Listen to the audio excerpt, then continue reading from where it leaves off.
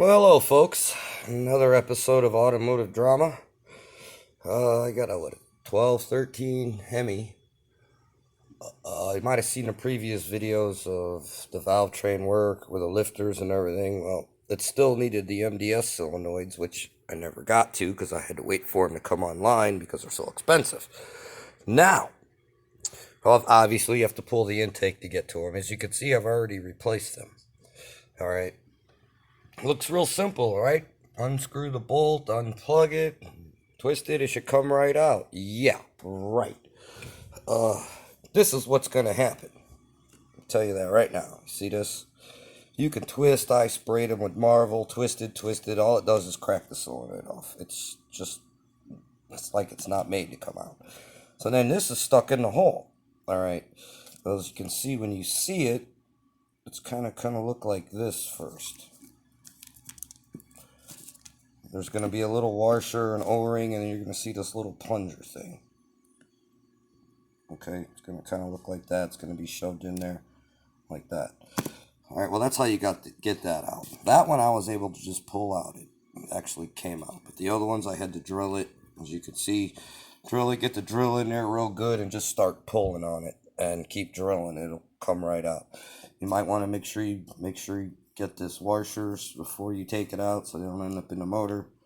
And that's just an O-ring.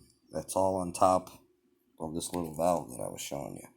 Now, the fun part, once you get that out, I did have one of those that just wouldn't come out. So, as you can see, I actually I screwed the sheet metal screw in there, self-tapping. There we go, a little better focus. And I was able to pop it out. Now, where is it? Then you're going to end up with a hole like this. And, oh Lord, how am I going to get that out? Yes, how are you going to get that out? I scratched my head for a couple of seconds. And I went and got my tap and die set.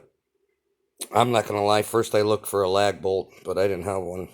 Any self-tapping screws that big. So then I went and got my tap and die set. Now, I don't know if anybody has this tool with the set. These are tap sockets. It makes it a lot easier. But you kind of tap it in. I don't even know what size it is.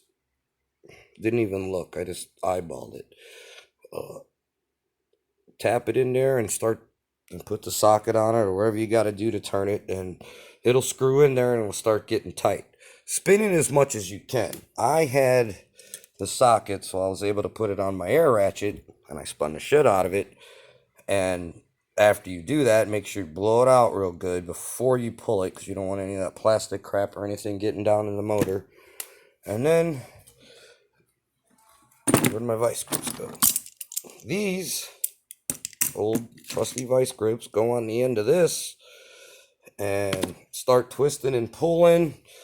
If you have one of these, this really helps because you can wedge it underneath right here, kind of like this, and give it a wedge as you're twisting. And just keep twisting and pulling, and eventually you'll get it out of there. It's going to take a little while. It is a little time consuming, as opposed to them just coming out like the manual says. Ha ha. Chrysler's infinite wisdom. But anyways, I mean, good luck. I don't know if this thing's this kind of age with this kind of mileage. This has got, I don't know, 200 on it. I don't know, 150, somewhere around there.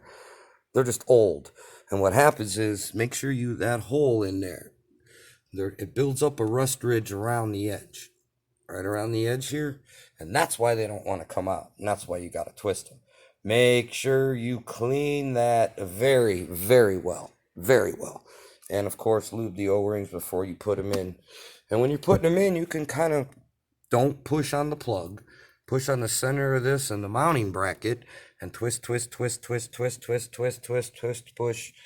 They should go in. If not, a slight tap with I just tapped it real gently and pushed it and twisted it and tapped it at the same time, and it went right in. Anyways, yeah, well, that's about the only way I could figure out how to get them out of there. So if you ever run across this problem, now you know how to fix it.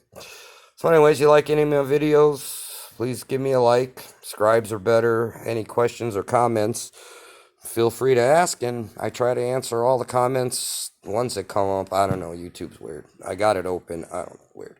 But anyways, thanks for tuning in, and stay tuned for more episodes of Automotive Drama.